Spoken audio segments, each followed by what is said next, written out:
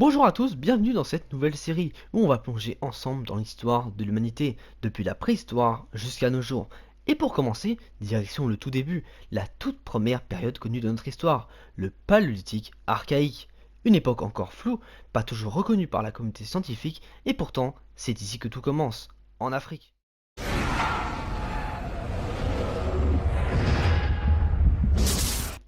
Tout débute il y a environ 7 millions d'années. Le climat change, les grandes forêts reculent et les savanes s'étendent. Dans ce décor, un groupe de primates commence à s'adapter différemment. Ils se redressent, marchent parfois sur deux jambes, ce sont les premiers hominidés. Le plus ancien qu'on connaisse, c'est Toumaï au Tchad, puis vient Ororin au Kenya et Ardipithecus en Éthiopie.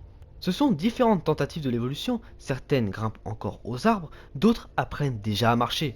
Vers 4 millions d'années apparaissent les australopithèques, dont la plus célèbre représentante est Lucie, qui est une Australopithecus afarensis. Elle marche debout, a un cerveau plus grand que ses ancêtres, mais reste encore très proche du singe. Et contrairement à ce qu'on imagine souvent, Lucie n'est pas la grand-mère de l'humanité. Son espèce s'est éteinte sans laisser de descendants. L'évolution, ce n'est pas une ligne droite, c'est un buisson, des espèces qui coexistent, se croisent et disparaissent. Puis, autour de 3,3 millions d'années, quelque chose change. En Afrique de l'Est, sur le site de Lomekwi, au Kenya, des hominidés taillent la pierre. C'est la naissance des premiers outils connus.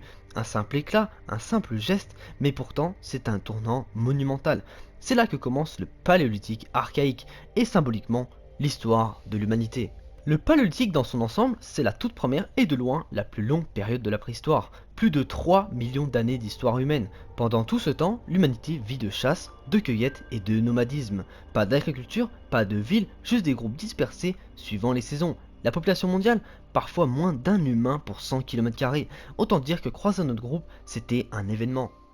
Le Paléolithique s'étend jusqu'à 11 700 ans avant Jésus-Christ, quand la dernière période glaciaire prend fin. C'est la porte d'entrée vers le Mésolithique, puis ensuite le Néolithique, là où apparaîtront l'agriculture, la sédentarité et les premières civilisations, qu'on en parlera bien plus tard.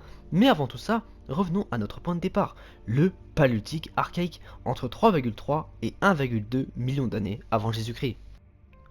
Nous sommes en Afrique de l'Est, au Kenya, en Tanzanie et en Éthiopie actuelle. C'est ici qu'apparaissent les premiers humains. Ils taillent la pierre, inventent ce qu'on appelle l'industrie oldowayenne, de simples galets taillés pour couper, gratter et broyer. C'est le début de la technologie humaine. Ces groupes vivent en petits nombres, nomades, dispersés, ils partagent leur nourriture, imitent, apprennent les uns des autres. Ce sont les premiers gestes culturels, les premiers signes de coopération.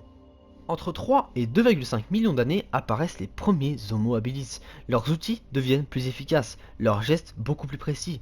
Entre 2,5 et 2 millions d'années, les habitats se diversifient. Savane, abris naturels et bord d'eau.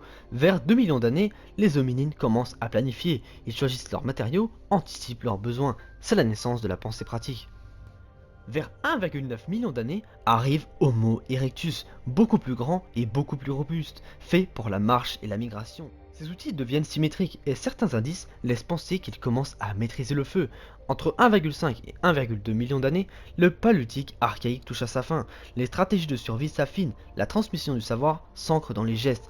L'humanité vient de faire ses premiers pas dans le Paléolithique inférieur, là où elle commencera à sortir d'Afrique. Donc voilà, j'espère que cette petite introduction de nouvelle série vous aura plu. On se retrouve dans quelques jours pour le Paléolithique inférieur. Alors je tiens à le dire que le Paléolithique archaïque, c'est considéré pour beaucoup de scientifiques comme étant dans le Paléolithique inférieur. C'est en fait le début du Paléolithique inférieur. Mais beaucoup d'historiens l'incluent également comme une période à part. Donc voilà, donc n'hésitez pas à me dire ce que vous en pensez de la vidéo et ce que vous pensez de la série. On se retrouve pour la prochaine fois le Paléolithique inférieur. N'hésitez pas à mettre un petit pouce bleu et un like si la vidéo vous aura plu, ça aide le travail et ça soutient la chaîne. Moi je vous dis à la prochaine, salut les amis, allez ciao tout le monde.